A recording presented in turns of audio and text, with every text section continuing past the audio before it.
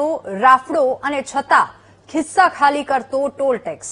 Rajkot Jetpur 6 lane highway પર મુસાફરોના ભોગે ચાલી રહેલી અંધેર નગરી સામે હવે ગાંધીનગર સુધી આક્રોશ પહોંચ્યો છે। પાટણના ધારાસભ્ય કિરીટ પટેલે મુખ્યમંત્રી ભૂપેન્દ્ર પટેલને પત્ર લખીને સવાલ ઉઠાવ્યો છે કે જો સુવિધા ઝીરો છે તો પછી કરોડોની આ ગેરકાયદે ઉઘરાણી કોના ઇશારે થઈ રહી છે।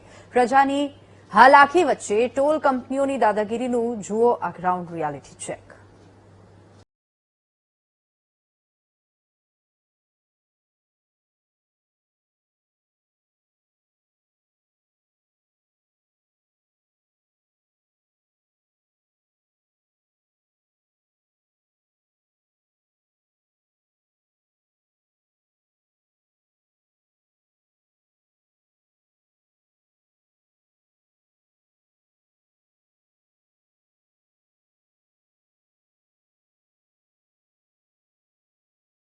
ટોલની માથાકૂટો ચાલે છે, પણ મોટી મોટી એજન્સીઓ છે કે સરકારના નિયમોને ઘોડીને પી ગઈ છે અને આ મુદ્દે તંત્ર પણ કંઈ કાર્યવાહી કરવાના મૂડમાં નથી હોતું।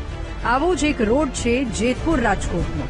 રોડનું કામ એટલી ધીમી ગતિએ છે કે ન પૂછો વાત, જાણે સારા મુહૂર્તમાં જ રસ્તો બનાવતો હોય તેવો તાલ છે। વાત જ જવા દો, રસ્તો તો હાવ એટલે હાવ બંડલ જ છે।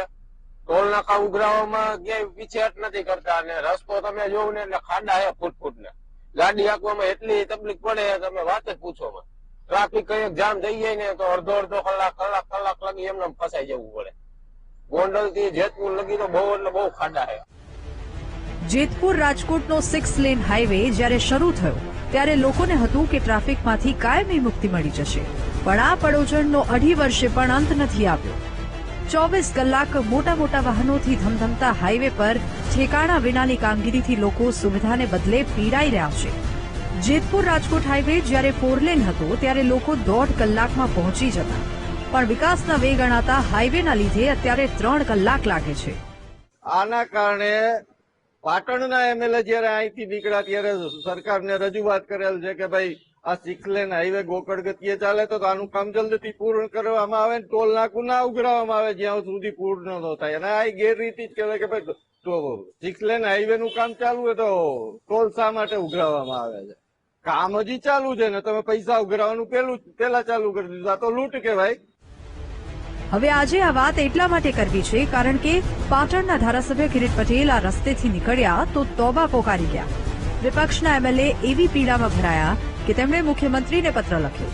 તેમણે પોતાના પત્રમાં લખ્યું કે હજુ તો 6 લેનની કામગીરી શરૂ છે, કામગીરી શરૂ હોય ત્યાં સુધી ટોલ કેમ? 6 લેનની કામગીરી ધીમી છે। વિકાસના નામે પ્રજા પાસેથી એડવાન્સમાં ટેક્સ વસૂલવાની પ્રથા હવે જનતાના ધૈર્યની કસોટી કરી રહી છે।